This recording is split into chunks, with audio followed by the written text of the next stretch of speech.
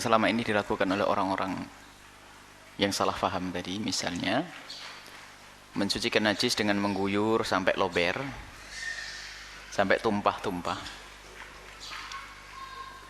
Kalau caranya salah, tetap salah. Contoh, bajunya kena najis, ya kan? Kalau dari awalnya sudah salah, misalnya dikasih air dulu baru dimasukin baju, berarti airnya mutan najis. Maka biarpun diguyur setiap hari sampai 10 hari tetap najis. Jadi salahnya itu salah parah betul itu. Nah, berbeda jika memang benar caranya, baju dulu baru air. Kalau benar biarpun tidak sampai melumpah, asalkan benar, asalkan cukup tertutup sama air, sudah beres, sudah suci. Tapi begitu sebaliknya sudah salah,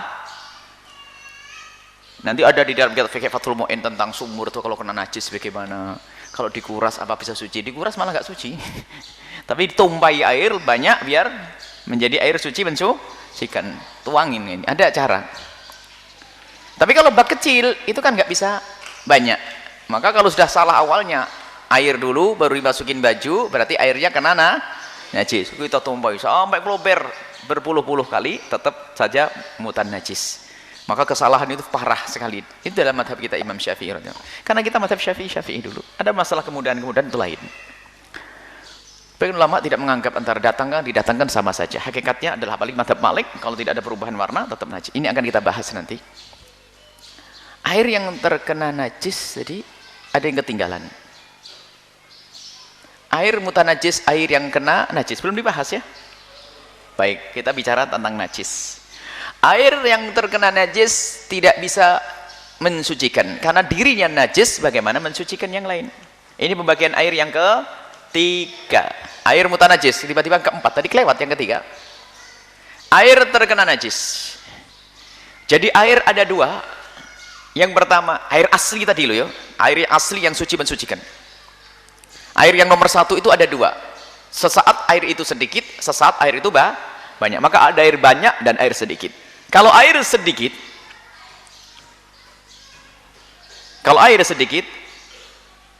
air kecil, sedikit dan air banyak. Dalam madhab kita Imam Syafi'i. Kalau air sedikit, yang kurang dari 2 kolah.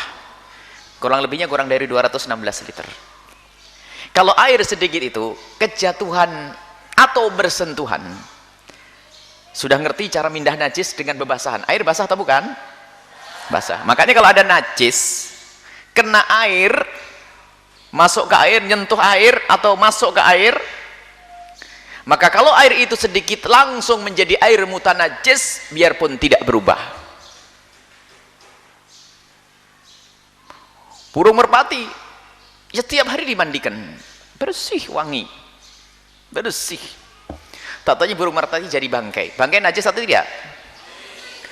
Najis. Karena bangkai jatuh ke air, airnya cuma sedikit, tidak sampai 2 kolah, 100 liter. Jatuh, aduh kecebur, maunya saya abadikan ini.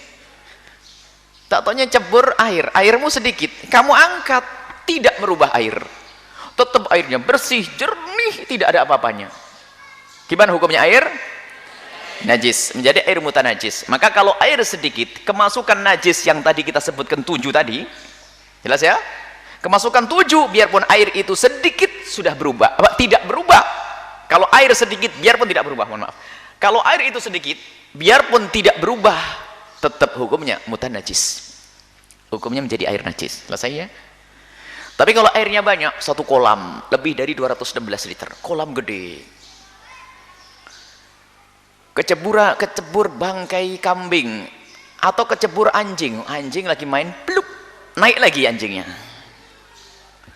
naik lagi. Baik, dilihat airnya. Kalau airnya yang banyak tadi tidak berubah, maka hukumnya tetap air suci mensucikan. Kalau air banyak akan rusak dan berubah jika ada perubahan. Berubah salah satu sifatnya, berubahnya oleh najis. Jadi kemasukan najis berubah warnanya atau baunya atau rasanya, rasa anjing, karena yang masuk anjing, rasa empuk yang masuk rasa kencing yang masuk, nah itu maksudnya rasanya yang sesuai dengan najisnya itu. Lalu kemasukan anjing rasa sirup yang nggak masuk di sini, nggak ada judul. Jadi kalau ternyata tidak berubah, biarpun kemasukan anjing, najis yang paling berat, anjing nan nyai, airnya tetap jernih, nggak ada perubahan. Gimana hukum airnya? Suci, jangan ragu. Kenapa? Airnya banyak, paham enggak? Jadi air banyak nggak akan berubah. Sehingga kalau air banyak tadi cara mencucinya gampang, najis kita ceburin, baju kita ceburin, celupin hantat, celupin angin, tidak ada masalah. Baik, paham ya? Kalau air banyak baru akan disebut sebagai air yang menjadi najis kalau berubah. Baik. Ada suatu ketika subhanallah, semoga Allah mengampuni. Ada orang marah-marah sama kawannya gara-gara ngelihat kamar mandi itu kotor. Gimana ini pondok? Ini ingat pondok sana di Karangjala ini ceritanya. Ada ustadz tiba-tiba marah-marah sama anak santri. Kamar mandi kotor ini, apa nggak ngerti santri? Alamatun najasah salasah. Ada bau, ada air ini. Suruh ngomong anak, alamatun najasah. Memang ada najis yang nyebur. Jadi anak-anak dimarahi. Memang airnya begitu, gampang kotor di sana. Air di sana itu kalau air sumur itu 2 hari sudah langsung menguning terus kental begitu. Sudah dia bilang, ente anak-anak kasih tahu, sudah ente tidak tahu siapa zaman itu. Sudah ente bersihin sajalah biar tidak anu. Difahamkan juga tidak paham karena ngajinya ngantuan dulu. Jadi gara-gara kamar mandi marah-marah. Gimana ini tidak ngerti najis ini? Alamatun najasah. Memangnya ada anjing nyebur atau empuk masuk? Kalau air berubah dengan sendirinya asalkan tidak kemasukan najis tidak ada masalah. Kan tidak bercampur dengan yang lainnya. Yang menjadi berubah apa? Bercampur dengan yang lainnya atau kemasukan najis. Oh, tidak ada najis yang masuk. Nah ini kadang-kadang lemahnya belajar. Melihat warnanya mulai keruh begitu langsung alamatun najasah. Ini biasanya kalau belajar hanya ngantuan di belakang itu. Belajar itu serius, melek matanya. Nah, ini ada dan kita kaget sudah. Anak-anak gimana ya? Kan dibersihkan tetap kotor lagi. Sudah selagi ada dia bersihin saja. Sebab untuk kamu jelaskan juga tidak bisa. Waktu masih muda saja belajarnya masih nggak paham-paham. Apalagi sudah sepuh nanti diingatkan tambah ribut nanti sudahlah ya bersihkan sudah. Marah-marah itu ingat betul. Seperti itu.